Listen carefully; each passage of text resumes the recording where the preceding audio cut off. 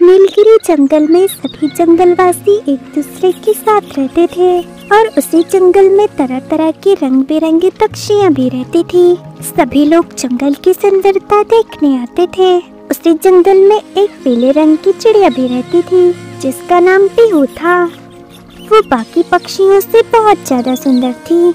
जब वो आकाश में उड़ती थी तो ऐसा लगता था जैसे कि सूरज चमक रहा हो। जंगल में रहने वाले सभी जानवर उसकी तारीफ किए बिना नहीं रह पाते थे, इसलिए धीरे धीरे पीहू के मन में अपने रूप को लेकर घमंड आने लगा। वो सोचने लगी कि उसकी सुंदरता ही उसकी सबसे बड़ी ताकत है।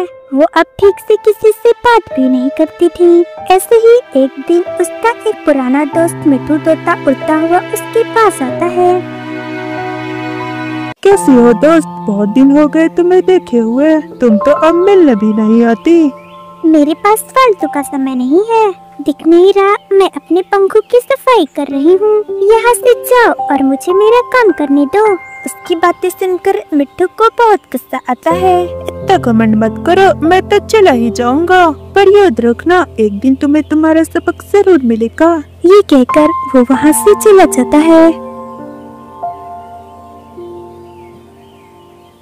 ऐसे ही कुछ दिन बीत जाते हैं और जंगल में मोर का जन्मदिन आता है, इसलिए सभी पक्षी एक जगह इकट्ठा हुए थे। आज तो खूब मजा आएगा, हम सब मिलकर मोर का जन्मदिन खूब धूमधाम से मनाएंगे। हाँ, आज तो पूरी रात पार्टी चलेगी। दोनों बात कर ही रहे थे तभी पीहू वहाँ आ जाती है। उसे वहाँ देखकर किसी भी पक्षी को अच्छा नहीं लगता। इस घमंडी रानी को यहाँ किसने बुला लिया? दोस्तों, मैंने पीहू को बुलाया है, आखिर वो भी तो हमारे जंगल की सदस्य है। मोर की बातें सुनकर कोई कुछ भी नहीं कहता और सभी अपने अपने काम पर लग जाते हैं, पर पीहू सिर्फ एक जगह बैठी थी। उसे बैठा देखकर सभी पक्षी फिर से बातें बनाने लगे। देखो, इस महारानी को सिर्फ खाने और आराम करने आई है। सभी पक्षियों की बातें सुनकर पीहू गुस्से में कहती है, तुम लोग खुद को समझते क्या हो कि मेरा मजाक बना रहे हो? मैं तुम सबसे ज्यादा सुंदर हूँ, मेरा रंग भी अलग है और मैं सबसे चमकदार भी हूँ, इसलिए तुम सब मुझसे चलते हो। मुझे तुम सबसे कोई बात नहीं करनी। ये कहकर पीहू वहाँ से चली जाती है। सभी लोग हंसते हुए फिर से अपने पार्टी की तैयारी में लग जाते हैं। ऐसे ही काफी दिन बीत जाते हैं और एक दिन एक छोटा सा लड़का अपने पिता के साथ उस जंगल में घूमने आता है। तभी उसकी नजर पीहू पर पड़ती है। उसे देखकर वो बहुत खुश होता है। पापा, वो देखो, इतनी सुंदर चिड़िया। हाँ बेटा, ये तो बहुत ही प्यारी है। पापा, ये तो बहुत ही ज्यादा सुंदर है, मुझे वो चाहिए। मैं इसे अपने दोस्तों को दिखाऊंगा। पर बेटा, हम उसे कैसे पकड़ेंगे? पापा, मुझे कुछ नहीं सुनना, मुझे वो चिड़िया चाहिए। उसके बहुत जिद करने पर उसके पापा मान जाते हैं। ठीक है बेटा, मैं कुछ करता हूँ। फिर उन्होंने कुछ मकई के दाने जमीन पर बिछा दिए और छुपकर देखने लगते हैं। थोड़ी देर बाद पीहू की नजर उस दाने पर पड़ती है। वह उसे देखकर बहुत खुश हो जाती है। उसे खाने के लिए वो नीचे उतरती है। जैसे ही वो नीचे उतरती है वो जाल में फंस जाती है। वो छोटा लड़का उसे पकड़कर एक टोकरी में बंद कर देता है। वाह पापा, मैंने इसे पकड़ लिया, अब मैं इसे अपने दोस्तों को दिखाऊंगा। ये कहकर वो पीहू को लेकर अपने घर के लिए निकल पड़ते हैं। ये सब होते हुए उसका दोस्त मिट्टू तोता देख लेता है और वो भी उनका पीछा करने लगता है।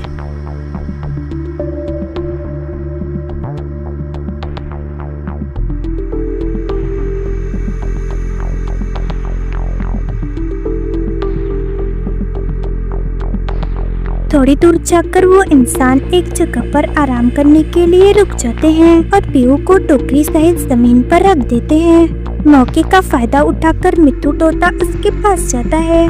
क्या हुआ सुंदर चिड़िया, इतनी आसानी से कैसे फंस गई? भाई, मुझे बचा लो, मैं यहाँ इस टोकरी में नहीं रह सकती। पर तुम तो सबसे बेहतर हो ना, और हमसे बात करना तुम्हें पसंद नहीं, तो अब मैं तुम्हारी मदद क्यों करूँ? मुझे माफ कर दो, मुझसे गलती हो गई। पर मुझे यहाँ से बाहर निकालो। ठीक है, मैं तुम्हारी मदद जरूर करूँगा। अब ध्यान से सुनो, जब ये लोग उठेंगे और टोकरी खोलेंगे तो तुम मरे हुए की तरह चुपचाप पड़ी रहना, न हिलना न सांस लेना। जब उन्हें लगेगा तुम मर गई हो तब वो तुम्हें बाहर निकालेंगे और जैसे ही मौका मिले तुम उड़ जाना। ठीक है दोस्त। चलो अब मैं चलता हूँ। ये कहकर मिट्टू वहाँ से चला जाता है और पीहू भी वैसा ही करती है जैसे कि मिट्टू तोते ने उसे कहा था। जब वो बच्चा टोकरी की तरफ देखता है तो पीहू बिल्कुल ही शांत पड़ी थी। वो उसे ऐसे देखकर परेशान हो जाते हैं। पापा क्या हुआ इसे, ये मर तो नहीं गई? ये कहकर वो पीहू को टोकरी से बाहर निकाल लेता है और बाहर निकालते ही पीहू मौके का फायदा उठाकर वहाँ से उड़ जाती है और वो लड़का देखता ही रहता है। वो जल्दी से दूर आसमानों में उड़ जाती है। पीहू का घमंड अब टूट चुका था। अब वो सभी पक्षियों के साथ मिलकर रहने लगती है और सबसे अच्छे से बात करती है।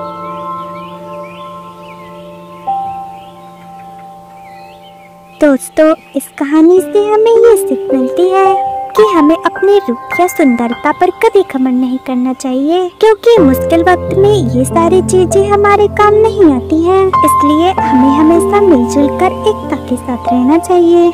ऐसी ही स्टोरी देखने के लिए हमारे चैनल को लाइक और सब्सक्राइब करें और हमारी छोटी सी फैमिली का हिस्सा बने।